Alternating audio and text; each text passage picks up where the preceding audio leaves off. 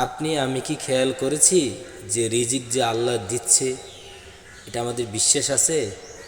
একটু খেয়াল করেন, দেখেন এক বাপের 5 ছেলে, এক ছেলেরে আল্লাহ তাআলায় ভালো বাড়ি করার তৌফিক দিয়েছেন, গাড়ি করার তৌফিক দিয়েছেন, জায়গা জমিন দিয়েছেন।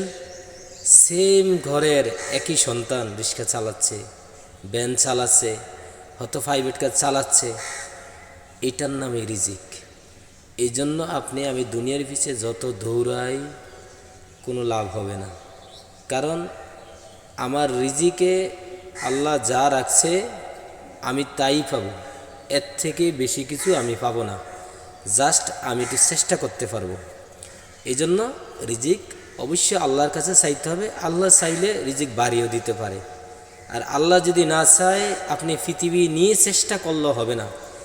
এই জন্য রিজিক আল্লাহর দেওয়া, রিজিক আল্লাহ দেন, রিজিক মালিকের রিজিক আল্লাহর তরফ থেকে আসে। তবে আপনি আমি যতদিন বেঁচে থাকি আমরা হালাল রুজি ইনকাম করব, আর চেষ্টা করব যাতে আমার একটা টাকা হারামের না হয়। কারণ আমি হারাম কামিয়ে আমি কাকে খাওয়াবো? আমার ছেলেকে, আমার মেয়েকে, আমার বউকে, আমার বাবাকে?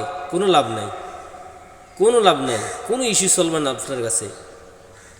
আল্লাহ আপনার কাছের থেকে জবাব নেবে, কারোর কাছ থেকে নেবে না। এই জন্য আল্লাহ যা দিয়েছে এ নিয়ে আমরা সন্তুষ্ট থাকব, দেখবেন আর কোনো টেনশন লাগবে না। কারণ যদি রিজিক নিজে করা যাইত, যদি নিজে বড়লোক হওয়া যেত, তাহলে এক ভাই কোটিপতি আরেক ভাইকে কোটিপতি দিতে পারে নাই কেন? সে